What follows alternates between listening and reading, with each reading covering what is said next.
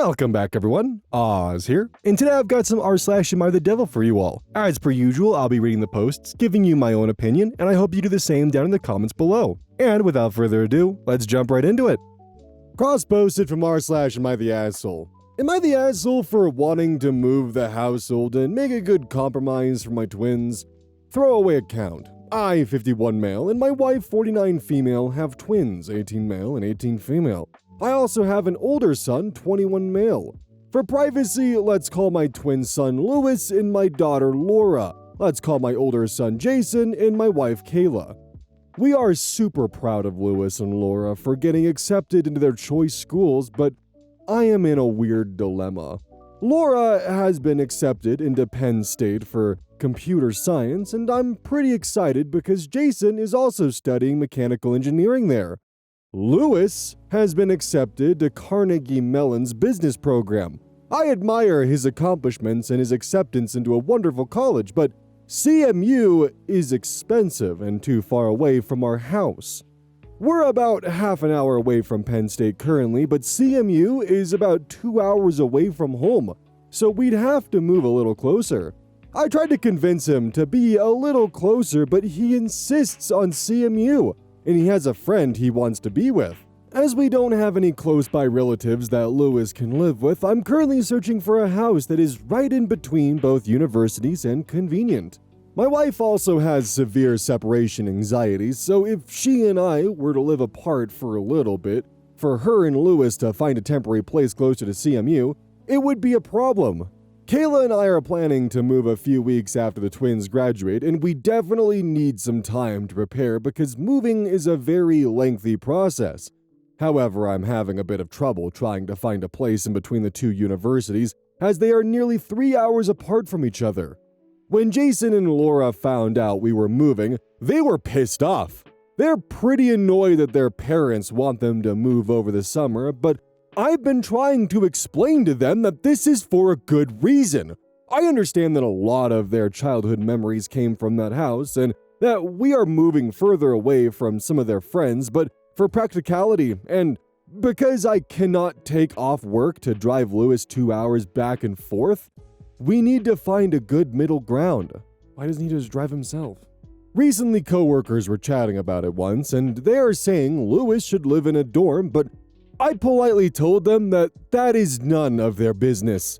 My wife and I won't be able to cope with that pretty well. So I'm asking you all for your thoughts.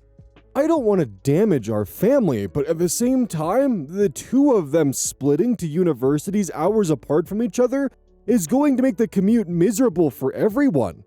Am I the asshole for wanting to move the household and create a good compromise? See, I love it when, Am I the asshole posts end like this. Am I the asshole for trying to make a good compromise? It's like, buddy, you're the reason the compromise even needs to be made.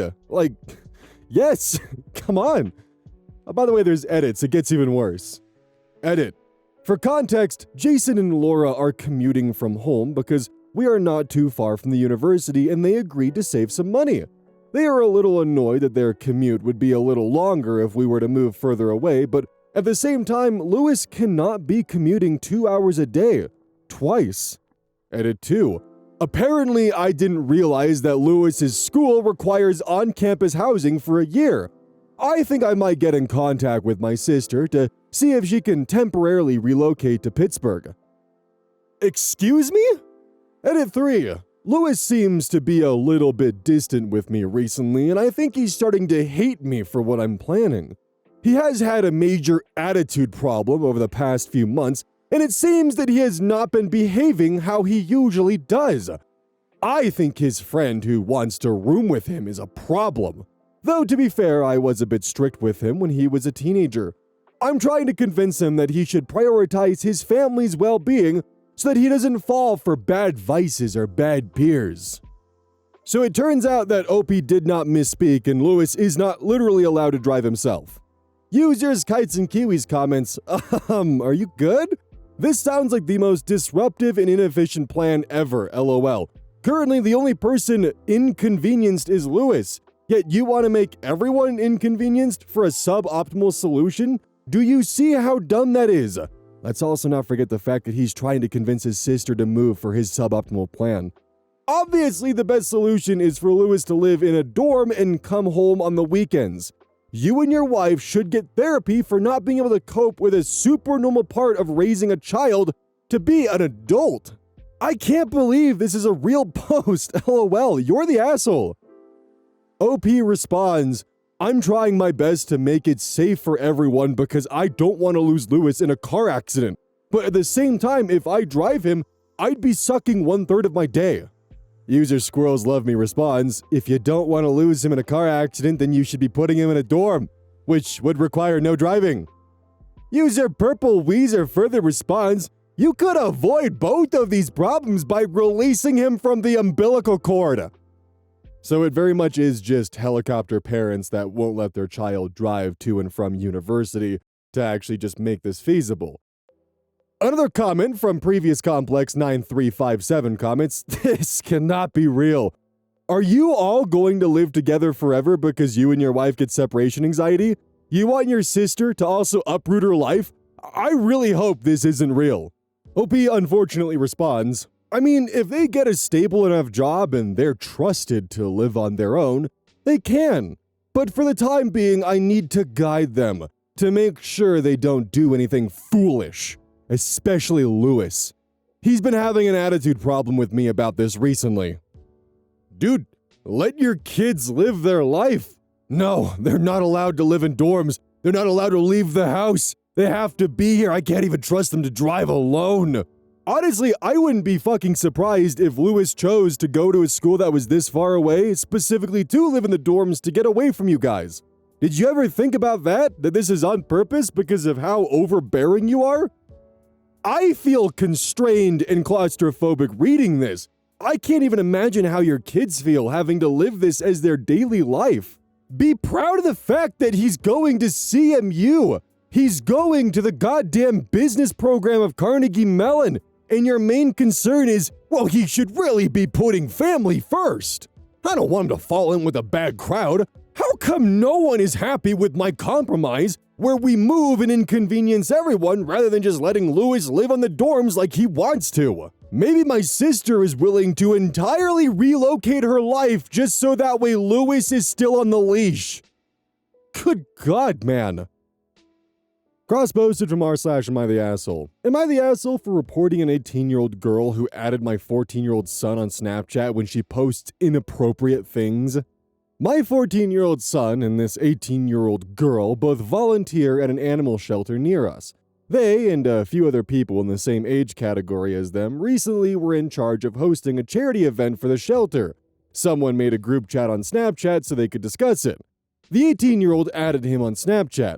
I go through my son's phone to make sure he's being safe online, which he knows. I'm not too familiar with Snapchat, so I was clicking on these things on top, which showed people's stories, but I thought they were messages directly to the person. They were all normal enough until I get to the 18-year-olds. It was a video of her vape, which had exploded, with the text on the screen which said, "What the fuck, it exploded," and even more swearing in the actual video. I don't appreciate someone sending a video of a vape and swearing to my son. So I messaged the person on the account saying, "Who are you? Why did you send me that?" pretending to be my son. She then unfriended my son without responding. I told my son about the situation and he explained those things are stories and for everyone, and it's the girl from the animal shelter. I still thought it was inappropriate of her to add him when she posts such things on there. I told the animal shelter about the situation and they made it so she couldn't do— oh my god. What the fuck is wrong with you? I told the animal shelter about the situation, and they made it so she couldn't do the event, and she now volunteers on different days to when my son is volunteering because I said I'm uncomfortable with her influencing my son. The girl's mother has since messaged me defending her, saying I'm a huge asshole, and that her daughter's really embarrassed, and she only added him because they needed to talk about the event, and apparently she has got a learning disability, so sometimes doesn't realize if things are inappropriate. But in her opinion, her daughter didn't even do anything inappropriate. She just posted about her vape exploding on her story and naming worse things people could have done. Either way, I feel like what she did was really inappropriate. Am I really in the wrong here? You would have had a fucking aneurysm if your kid was in high school 10 years ago. Good God. And I say that as because about 10 years ago, you could have bubblegum flavored vapes and all those like fun candies and whatnot. And the age to buy vapes were 18 and not 21. So everyone in school were vaping those goddamn flavored packs with those little disposable cartridges. It was everywhere. I assume it's still pretty bad to this day, but with the flavored candy flavors, oh good God. Half my graduating class was vaping. I was a bit of a square and caffeine was my substance of choice.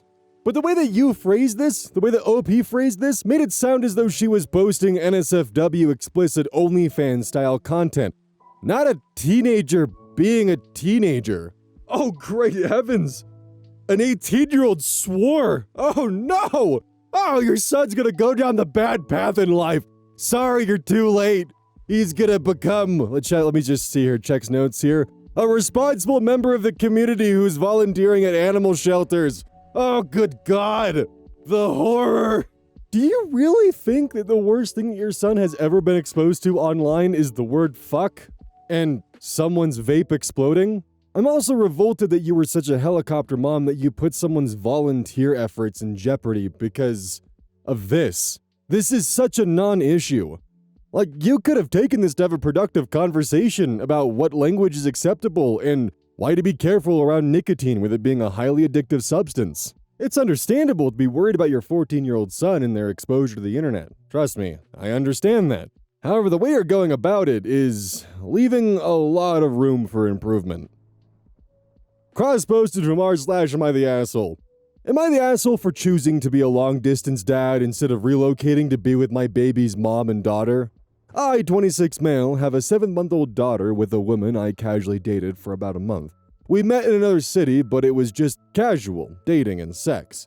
When she got pregnant, I was strongly against it, but I stepped up when she was born. Flew in the morning of the delivery. Visit every 6 to 7 weeks. She even brought our daughter to stay with my family over the holidays. I live a long distance / many states away. She's in the South. What makes this challenging is that we actually get along really well. We're supportive of each other, talk every day, and have a solid dynamic outside of one big elephant in the room.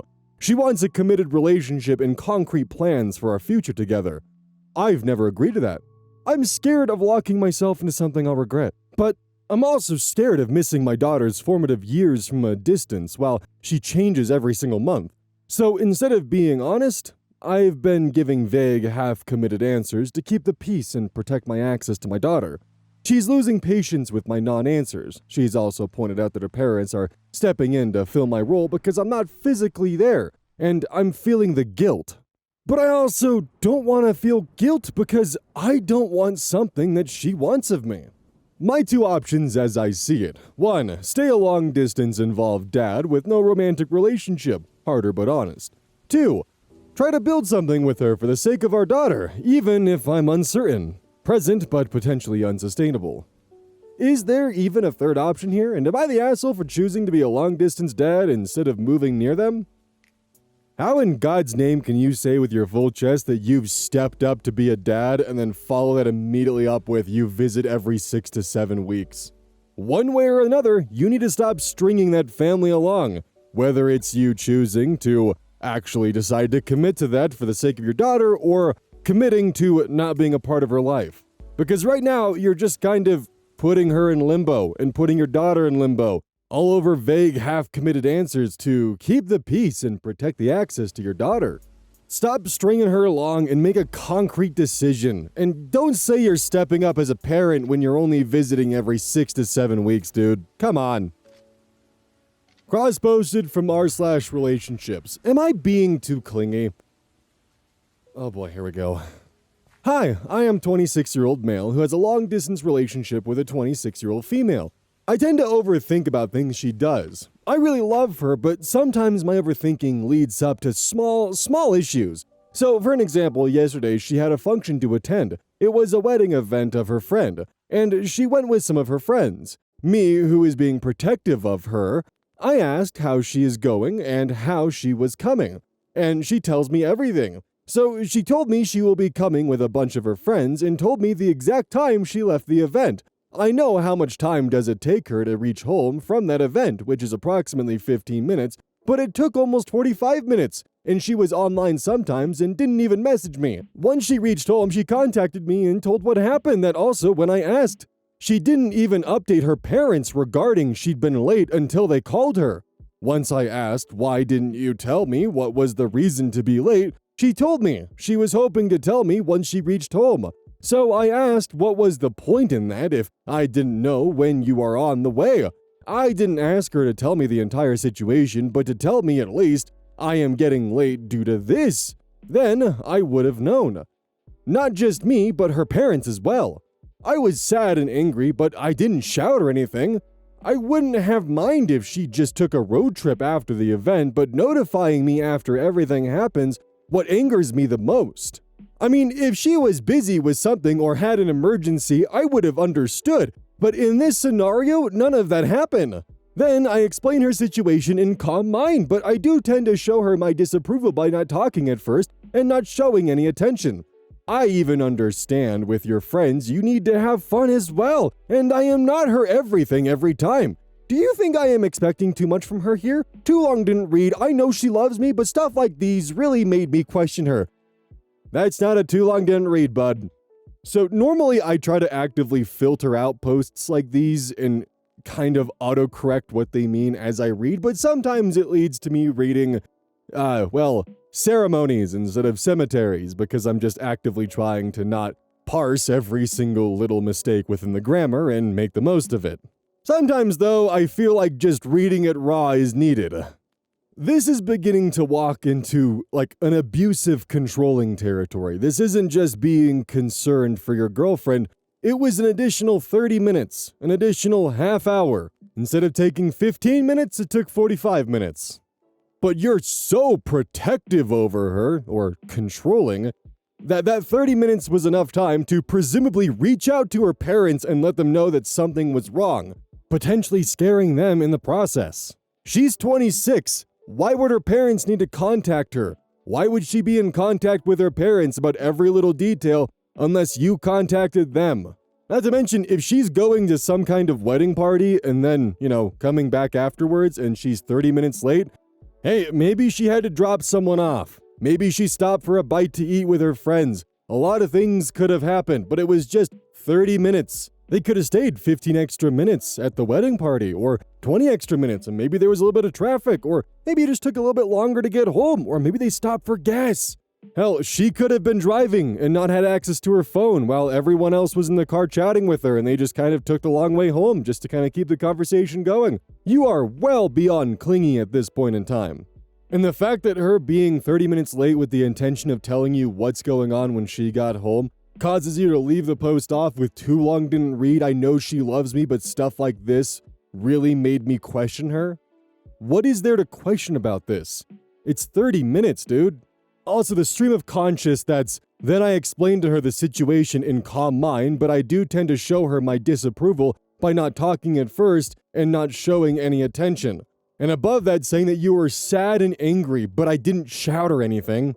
You were sad and angry and upset because she spent 30 minutes with friends beyond what was scheduled during a wedding party.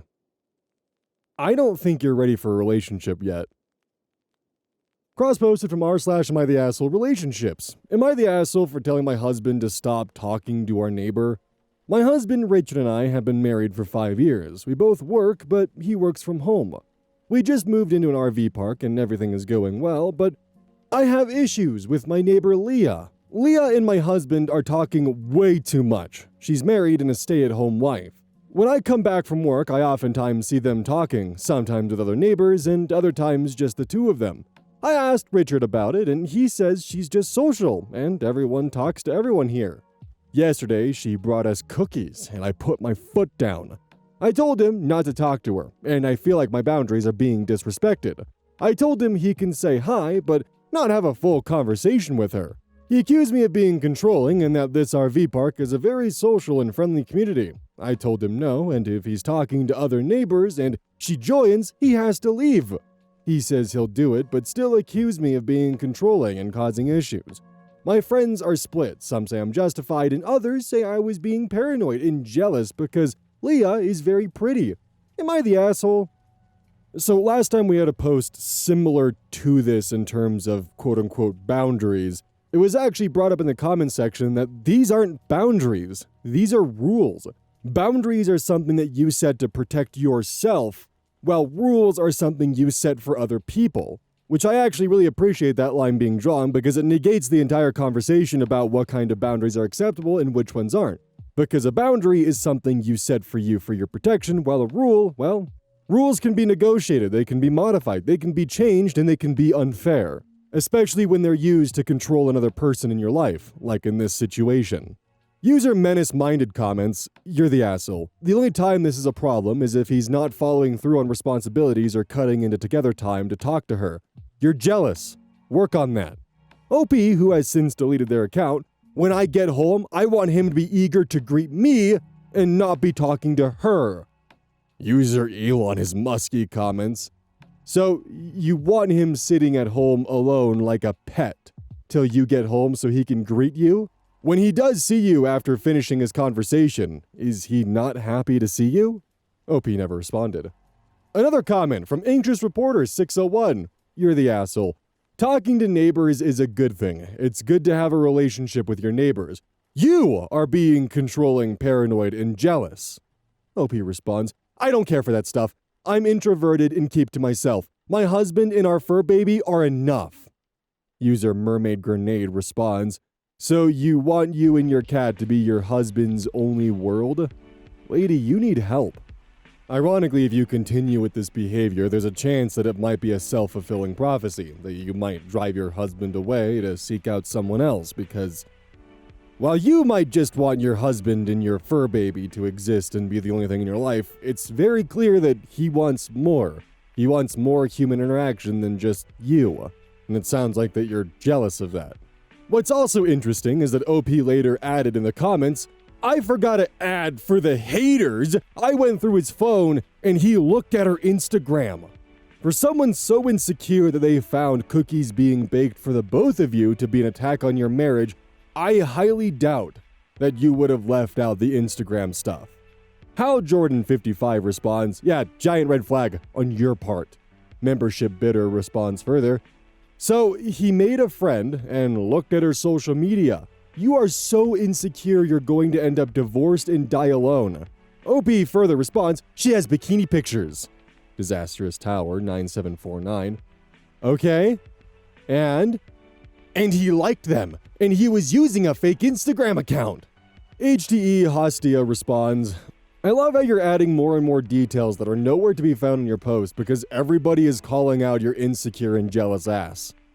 I also am very much in the boat that someone who is so insecure over the fact that they fully believe the husband should be happy with just her and their fur baby, if the Instagram account was actually something that had happened, this would have been listed. Front and center in its own paragraph, you would have easily added, "I went through his phone and found he was using a fake Instagram account to like her bikini pictures on Instagram." For someone who fully believes that your husband should be eager to greet you and not be talking to anyone else, I doubt this information would have been skipped over. Cross-posted from r/true off my chest. What it's really like to be accused of weaponized incompetence. This post may sound like a lot of marriage stories, and I'm sure I'll get comments about emotional labor and walk-away wife syndrome, but I was the husband in a marriage, divorced now, and I'd like to present an alternate perspective if it helps. My ex was also very interested in making things fair. She always had a list of reasons why she did more and why her situation was more difficult than mine. Our conversation reminded me of what is said so often on this website. My husband helps with the kids when he gets home, but I generally feel like most of the labor, mental and physical, falls on my shoulders. My ex felt the same way. But here's the thing about feelings. They depend on the person who is having them. She felt like she did more, but I also felt like I did more. Our workload was different, sure, but I still think I did more around the house than she did. 3 years divorced now, I still think I did more in the marriage than she did, but she'd never in a million years see it that way. It became a question of value of a task. I handled long-term financial planning, investing, insurance. Things she didn't really notice or care about. Home maintenance, lawn care, car maintenance, tech like modems and routers, configuring parental controls on devices. I did a lot. She just cared that the thing was working and wanted me to continue doing all my stuff and half of hers. Aside from lawn care, maybe? There really isn't anything in here that requires day-to-day work. Fucking tech like modems and routers. What in God's name are you doing to your router that requires you to fuck with it every day? I tried taking over laundry duties too, but apparently I could never do it right. I didn't separate things correctly, fold them the right way, put them in the right drawers. She accused me of weaponized incompetence. Looking back, I see how easily something like that can be thrown around. She had picked it up from the internet and completely ran with it. And because her feelings were so big, that was enough for her to declare that I was intending. She'd get upset if I told her she was incorrect in presuming something like that. I really was just trying my best. I think having a couples therapy can make a big difference for couples who actually can step out of their own perspectives and hear the other, even if it means not immediately jumping to weaponized incompetence, because from where I was, our therapist told her that she seems to be stuck in her own perspectives and to imagine what it can look like from the other side. And I might be an unreliable narrator here, but I can say with certainty that I attempted to self-correct this about myself way before we started seeing our counselor. However, there was no sign I saw from her behavior and words that she was willing to see things differently too, which is when I decided to separate. My wife said she didn't feel like it was fair to her in this situation to follow this advice, but obviously that didn't solve anything. Eventually I just said, if I'm doing this chore, I'm doing it my way. She said, if that's how it's going to go, I'll just keep doing the laundry. I said, okay. It was hard to admit I had come to deeply resent my wife. It's hard to put in your best effort over years and have your partner only tell you how you're not doing enough. I could only hear that so many times before I totally gave up, which I definitely did. Now, this is not me saying weaponized incompetence isn't real, it can exist. I'm not even sure what the solution is. What I do know is that this is something that needs to be evaluated objectively. Certainly not decided by the person who feels that way. Maybe this is exactly the kind of thing couples therapy can help sort out. Honestly, now that we don't live in the same house, things feel easier. I feel like I can breathe. Of course, we share 50-50 custody of our child together, but I live comfortably. I've lived alone before, and I definitely know how to handle chores, cook and clean, and parent. At the end, I think it was just different approaches to things rather than just me being actually incompetent, LOL. We were just not compatible. My main question is what else did your wife do around the house? Did she do cleaning? Did she do general chores? Was it just the laundry? Did she cook? Did she do the dishes? Because you mostly listed kind of like one-time things. Like house maintenance? Yeah, you might have something to do maybe once every few weeks, once a month at most. And just car maintenance, that's like once every 3 months if you're making sure everything's in tip-top shape. Parental controls and devices? That's a set it and forget. Modems and routers, set it and forget. Like insurance, investing, financial planning, like yeah, those are important things to do, but are you doing those every day? And are you actually going to tell me that someone who can apparently do the car maintenance himself, work on tech like modems and routers, deal with financial planning, investing, insurance, lawn care, parental controls, are you going to tell me that someone who can do all of these things apparently can't do laundry the way your wife likes it to be done? That's what people mean by weaponized incompetence. You're reasonably competent in things that you would probably argue are more difficult than laundry, but when it comes to doing laundry, you apparently can't do it right. And I know that your wife isn't having you do some insane laundry routine that's ridiculous because you would have described it. It would have sat with you for 3 years and you definitely would have brought it up as, look, I know this sounds bad, but this was fucking ridiculous. Instead, the examples you give, you didn't separate things correctly, you didn't fold things correctly, and you didn't put things in the right drawers. On top of that, you mentioned parental controls, which means you have kids.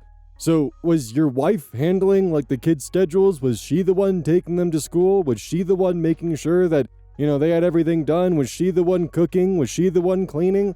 Because you wrote out a pretty exhaustive list of what you did and made sure to include the fucking router, but didn't include anything about your kids. So, yeah, that's kind of the conclusion you're leaving us with. Hey everyone, welcome to the outro. Don't forget, today is the final day to snag your own Oz cup and maybe a t-shirt if you want it. If you don't want to wear the t-shirt out in public, wear it as a pajama shirt. They are very comfortable as pajama shirts. I'm wearing one right now for recording, actually. GamerSupps also does caffeine-free stuff, so if you don't like caffeine or can't drink it, well, you can still get some sugar-free flavored water. It's pretty good flavors. I need to actually spend some time and invest in making new outros now that the whole cup thing is done. It's gonna be a lot of effort, and I don't know when this will appear. Hopefully tomorrow, but with my schedule, who knows? Anyways, thank you all for tuning in and checking in, and I just wanted to once again thank everyone for all the assistance when I was dealing with the copyright shenanigans. Still in limbo on it, but you guys have made it so I don't have to stress about being limbo in it. So thank you. I'll catch you all next time.